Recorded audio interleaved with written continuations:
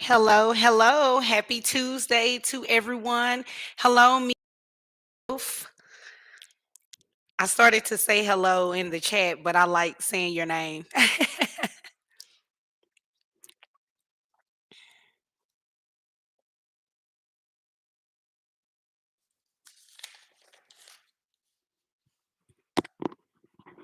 As usual, we're going to give a few more people an opportunity to come on before we get started.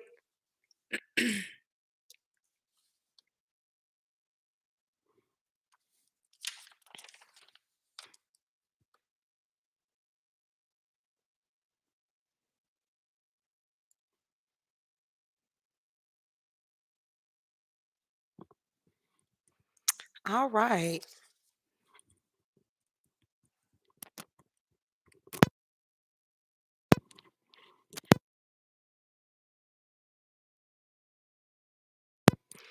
Okay, we are going to go ahead and get started. Remember, excuse me, we are discussing the enforcement action, right? So we will be talking about you're going to jail part three.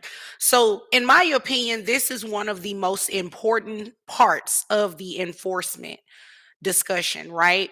Because this has to deal with the contents of an enforcement order. After someone is held in contempt, what next, right? It doesn't just go where, oh, well, the judge held them in contempt, they're going to jail. It doesn't happen like that. You have to be able to give the judge an order that tells them exactly what it is that you are trying to do in regards to the case and whatever relief you're asking for. All right, so we have the motion. Today we're talking about the enforcement order. So we did the enforcement motion on child support. Let's recap briefly. We talked about what needed to be included. I told you the easiest way to effectuate the motion is to have a chart, right? That has the date that the respondent failed to pay child support, how much they were supposed to pay, um, what is owed, how much they paid, right? That should be in a chart for your motion. Well, in your order, you're pretty much going to pull all of that information over to your order, right? So that's why it's important to make sure that your order is correct. So in your order must contain language that is ordinary and concise. What does that mean? Take it straight out of what the underlying order says. Okay. It has to be ordinary and concise. It has to be specific. Okay. I want to make sure you all understand that you have to be specific in these orders. If your language is too loose and it is not specific and it leaves room for interpretation and it's ambiguous, guess what? It's not going to be enforceable. So in the future, when you need to enforce that order, you're not going to be able to do it, or you're going to have a hard time getting a judge to hold the other person in contempt if it's not specific. Okay. So make sure your order is specific. The next thing, your order must contain acts or omissions that are subject of the order. So, in other words, what did that person fail to do according to what the order says? The order says do A, B, C, and D. What did they fail to do regarding A, B, C, and D? Allege that. Put that in the order. Okay. Literally, guys, and you'll have to excuse me, my allergies are bothering me today. You literally have to mirror what you wrote in your motion.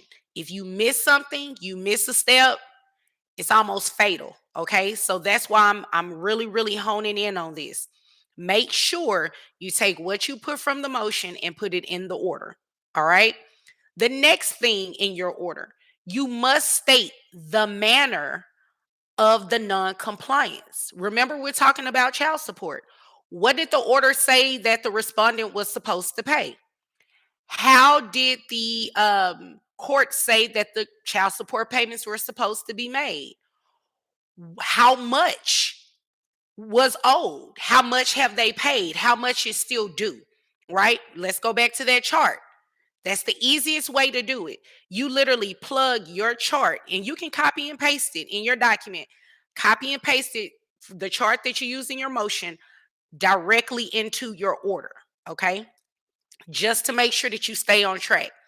The last thing that you must do in your enforcement order is state your relief. You all will not believe how many times I have seen orders where they don't tell the judge what it is that they're wanting. They're wanting this, they're wanting that, they're testifying to it, but it's not in your order. Testimony is not sufficient in terms of an enforcement. And enforcement is very, very technical, guys. It is very, very technical. So you have to make sure that all the contents are contained within it. Again, if it's not, it's fatal, right? Now, we talked about contempt and the difference between the enforcement or the violation and the contempt. Now, if you're asking for contempt in your enforcement order, so the respondent has failed to pay child support and you want them to go to jail, okay? Remember, that's a quasi criminal. That's what it's known as. It's quasi criminal. So it has some element of civil, which is the fine and the money that you have to pay, but it also has the jail time attached to it, which is the criminal contempt. So just like in a criminal proceeding, someone is entitled to, their constitutional rights of due process. It's the same thing in an enforcement. So you must have in your order findings with the provisions of the order for the enforcement being requested. What does all of that mean?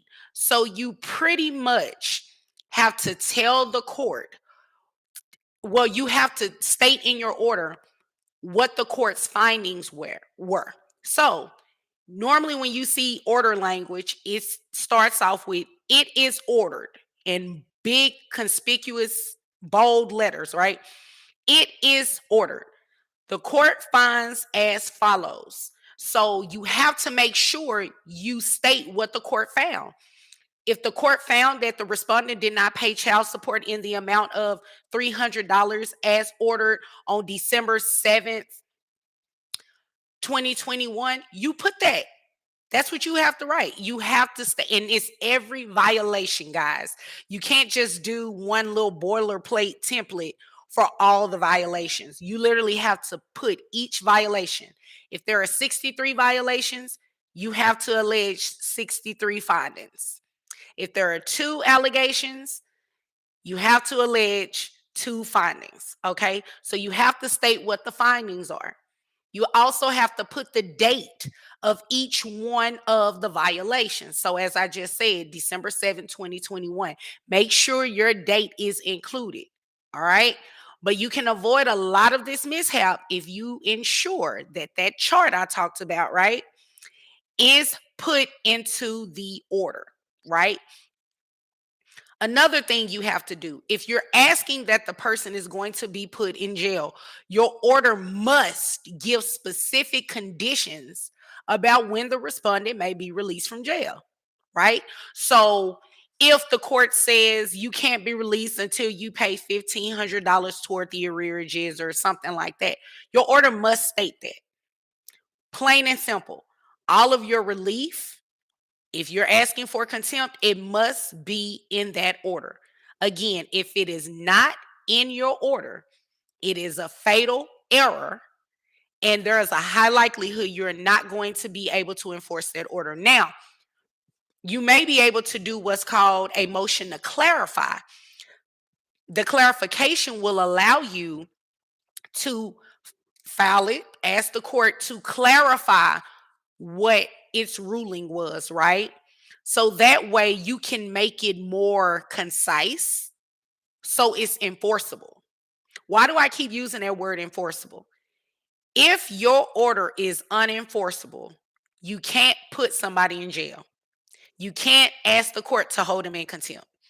Especially on an enforcement, the most you can do if you have an unenforceable order is ask the court to put a money judgment on them, to where they're ordered to, make a certain payout monthly or something like that. That's the most you're going to be able to do.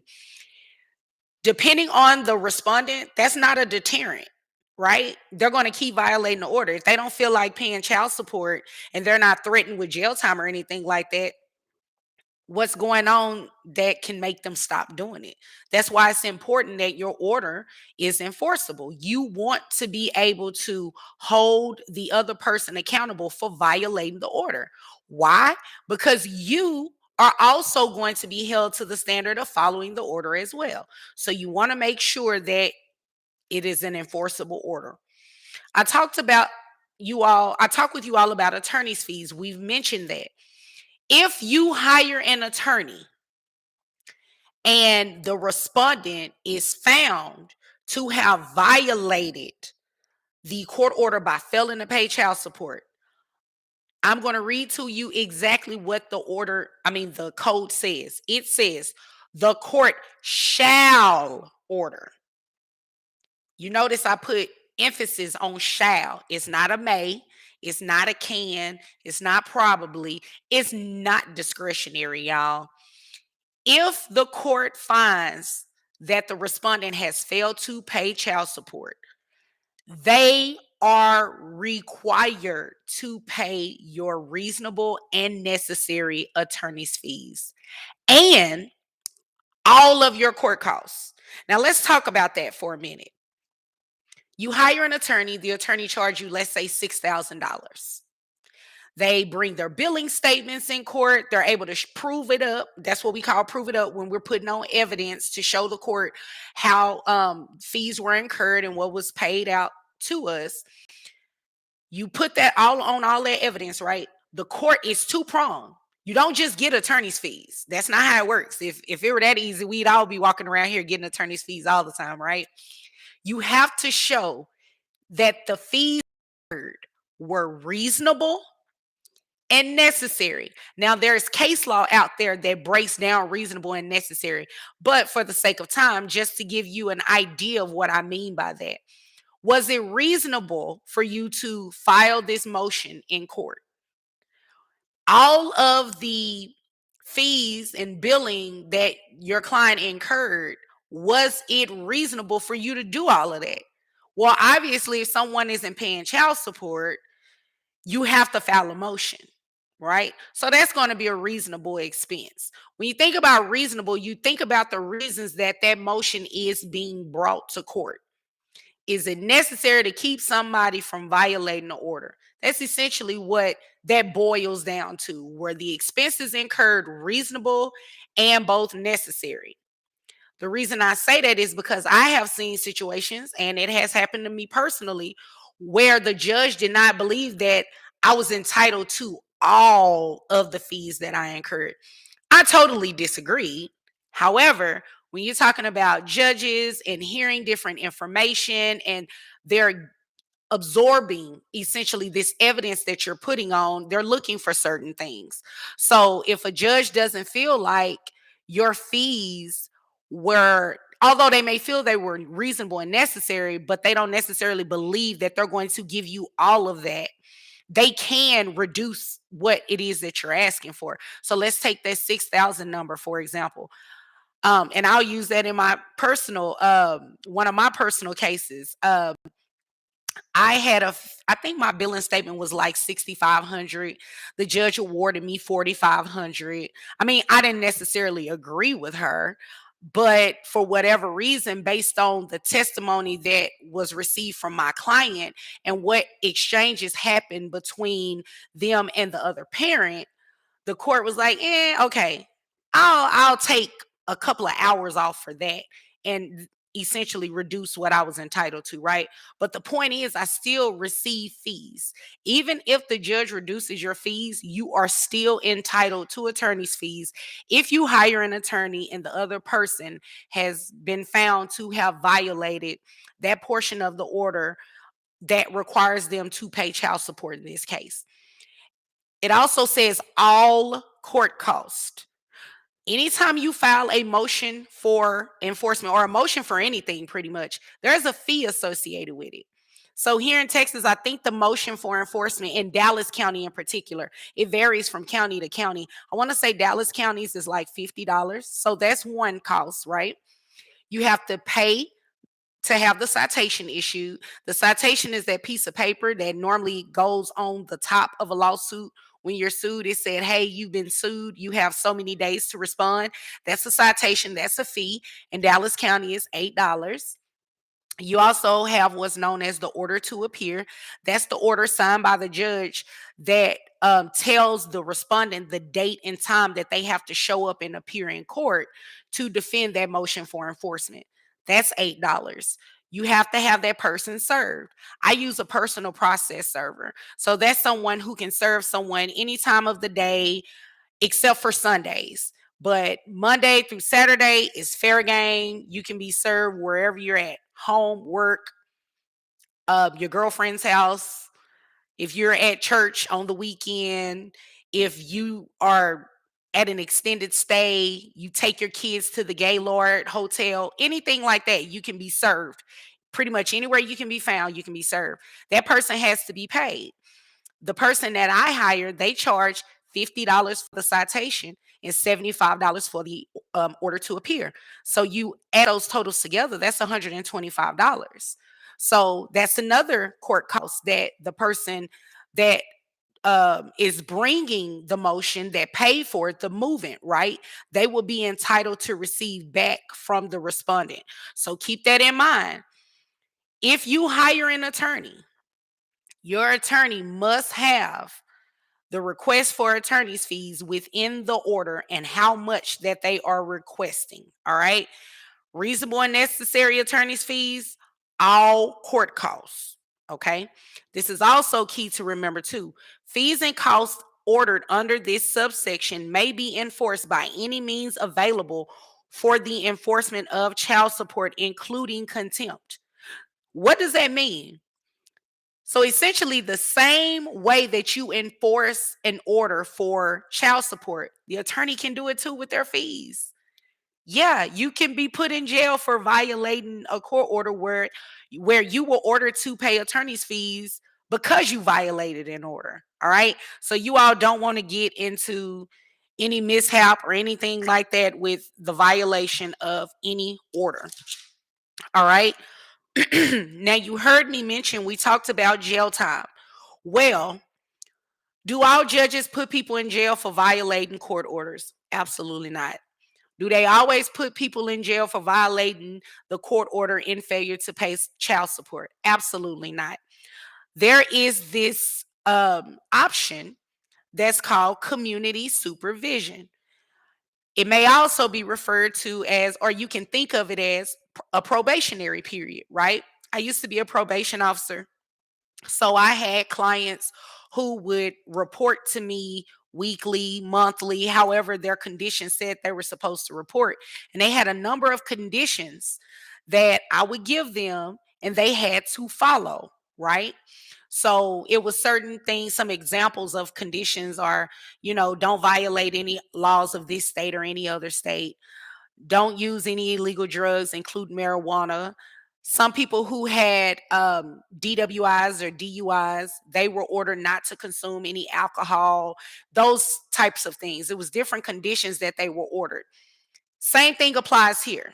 Same way it applies in criminal court with probation, it applies the same way in the enforcement. You must make sure, if you are asking for that, that it is contained in your motion. Remember, the motion is the request. You have to put it in there. If you're requested it in your order or the judge orders it, you have to put it in there. Okay. Some of the things that you may be ordered to do under the terms of community supervision, well, obviously the first one is going to be to continue your child support obligation on time, how you're supposed to do it. Okay. The court can also order that you report to community supervision officer. You may have to permit the community supervision officer to visit at your home or somewhere else. Might have to get counseling or financial planning, but budget management, conflict resolution, parenting skills, alcohol abuse, something like that, right? You also be ordered to pay any child support arrearages, pay any court costs that may be outstanding, pay any attorney's fees that may be outstanding, participate in mediation. There are a number of conditions that the court can give you, but the most obvious are to pay your child support as ordered, pay your arrearages as ordered, okay? If you violate the terms of your community supervision, you can rest assured you're probably going to jail, all right? So I just want to make sure you're clear on that because I hear people say all the time, oh, they just put me on paper. They put me on probation. I'm still not going to pay that child support. I'm still not going to pay it. Well, guess what? If a motion to revoke your community supervision is filed and the court finds that you are still deliberately violating the court order, even after you've been in trouble under a motion for enforcement, you're more than likely going to jail. How long you go to jail really depends on what the enforcement order says. I've seen judges when they suspend commitments. So essentially, you were ordered to be put in jail, but they're going to suspend that jail sentence and place you on a term of community supervision for however long.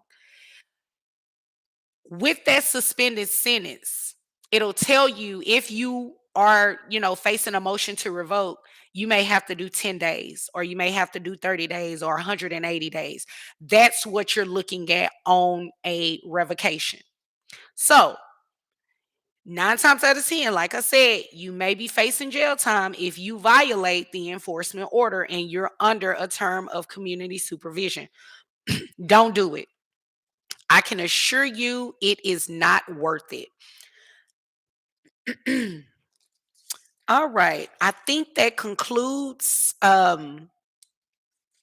what I wanted to discuss with you all today in terms of the order, the contents that need to be contained in an enforcement order.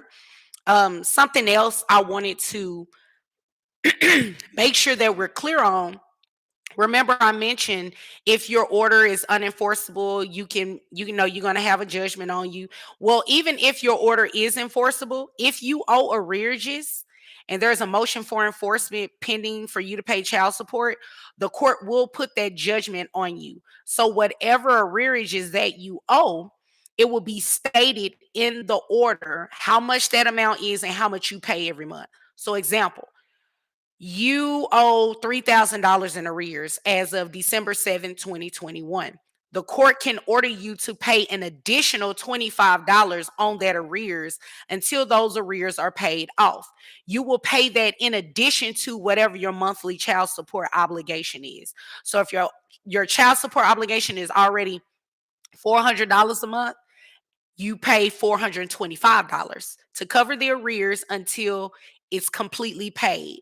Once that $3,000 is completely paid, it'll go back down to the $400. All right. So I just wanted to make sure that we talked about the confirming of arrearages and the child support judgment.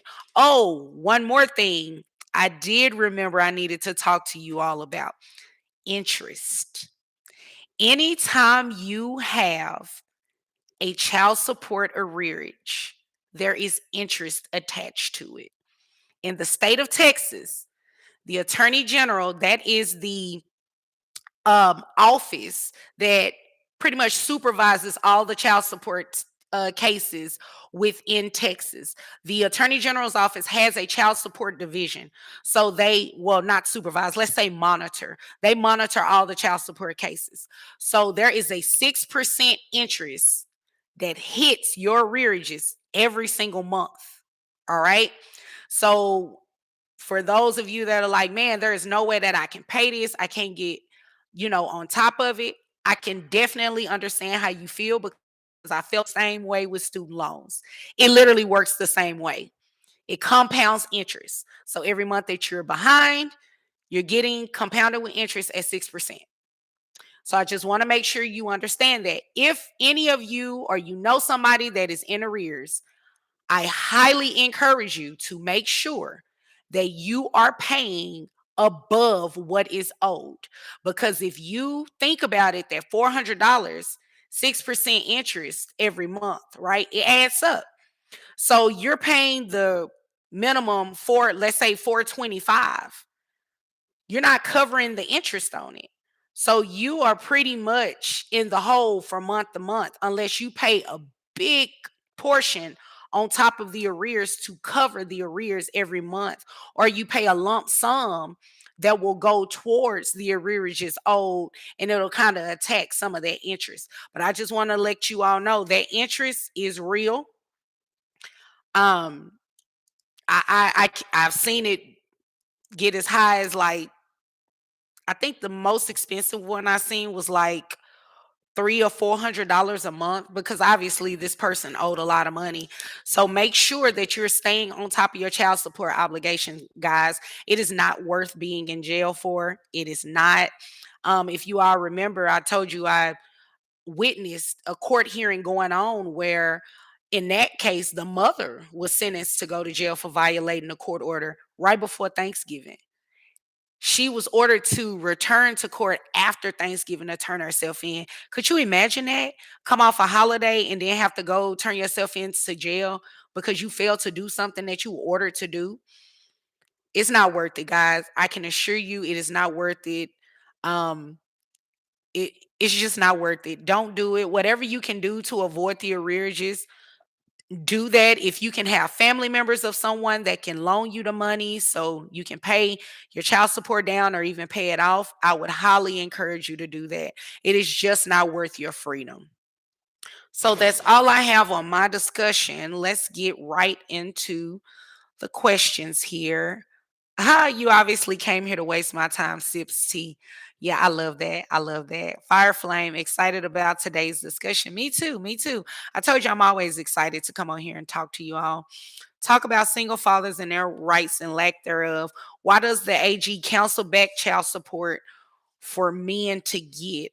Team Hines, I'm not exactly sure of the second part of your question. The first part I really couldn't answer that one. That's going to be very fact based, case by case specific. I can't say specifically, but e- explain to me what you mean by why does the AG counsel back child support for men to get?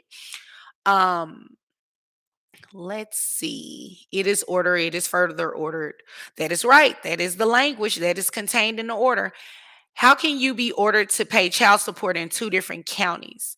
You paid one county, not the other county. Same child, but not the other. Can you go to jail?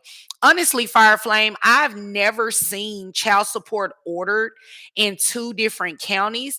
Normally, when an order is transferred from county to county, the entire case goes to the new county. I've never seen it where a person is ordered to pay child support in two separate counties. That doesn't mean that it doesn't happen or it hasn't happened. I've just never personally seen it.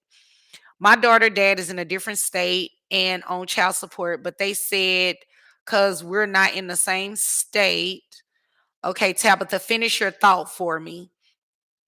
Fire Flame, can you make someone pay child support in two different states? Now you can make someone pay child support in two different states for different children. I've never seen someone pay child support on the same child in two different states. As I stated, same thing when it's a case is transferred between two counties, when it's transferred between states. If another child support order comes from another state, the child support office here in Texas will acknowledge that order.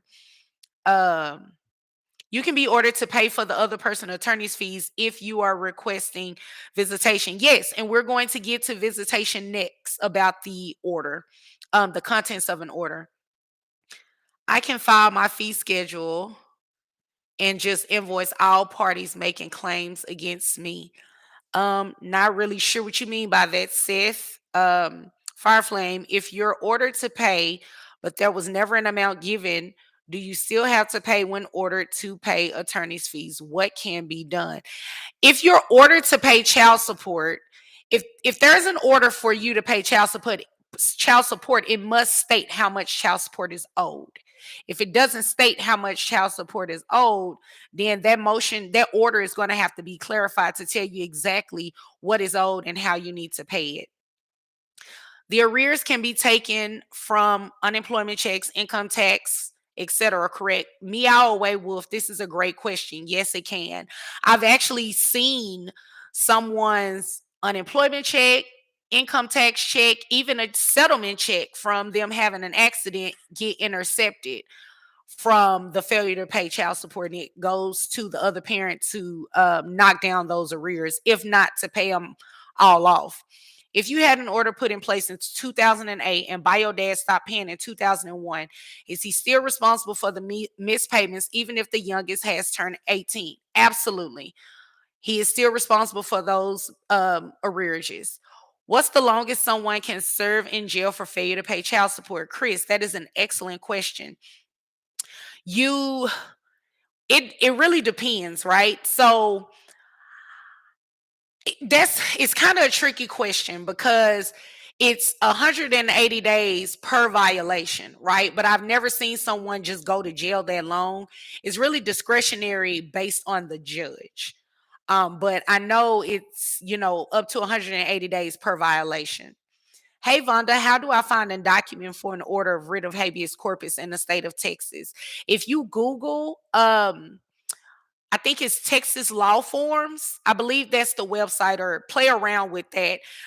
That's where you can find all the forms that you need for any court case you may have that you may be filing on your own. You should be able to find a writ of habeas corpus there. The parent order to pay child support payments is inconsistent. Some amounts paid, some partial, some not at all. Is the court likely to be more lenient? Vaughn, this is an excellent question.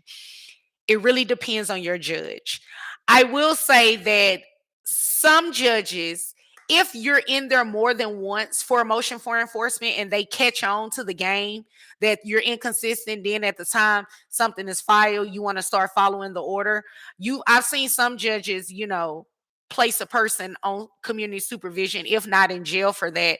But for the most part, if it's not something where you're constantly having a filing enforcement on them, the judge may show them some leniency.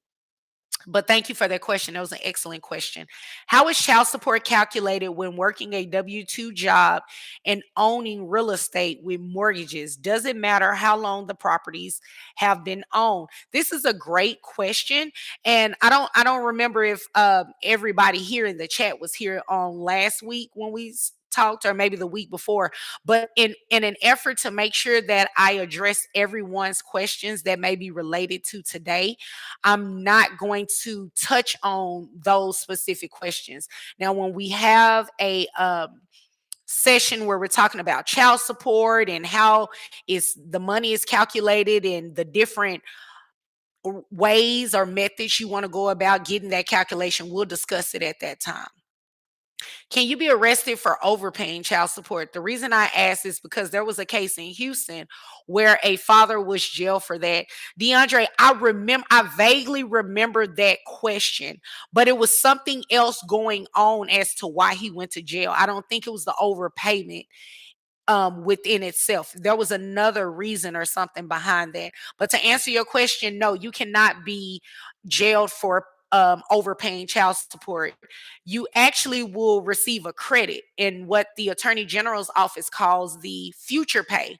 So if you're in future pay, that means that you've overpaid. So any child support obligation that you have every month that you're supposed to pay is just going to deduct from what you already have in future pay. You were ordered to pay for the other person attorney's fees, but no amount was given. Yeah, you're going to have to, that order needs to be clarified, Fire Flame, because in order to pay fees for failure to pay child support, you have to know the amount of those fees. If the non-custodial parent is self-employed, can you hold them in contempt from not providing financial documents? Now, this is a good question, Estrada. You can, however, Your order must order them to provide that financial documentation at a time and a place and in the manner. And that person, the non custodial parent, must fail to not provide it in the time, place, manner, date, all of that as ordered. If it's not specifically written like that in your order, you're not going to be able to hold them in contempt. If there's a settlement check that's been intercepted after arrears have been brought current, is there a way to recover those funds? Now, that is an excellent question, Jonathan. Um, I haven't seen where an entire settlement check was intercepted if a certain amount covered the arrears. What do I mean by that? So let's say your arrears are $8,000. You get a settlement check that's 10,000. I've never seen the attorney general take the full 10,000. I've only seen it where they took out what was owed, which would be the 8, and you will get a refund check for the difference, which will be the $2,000. But yes, it can be intercepted, and they will take whatever amount is necessary to make that debt either less or completely wipe it out. But that was an excellent question.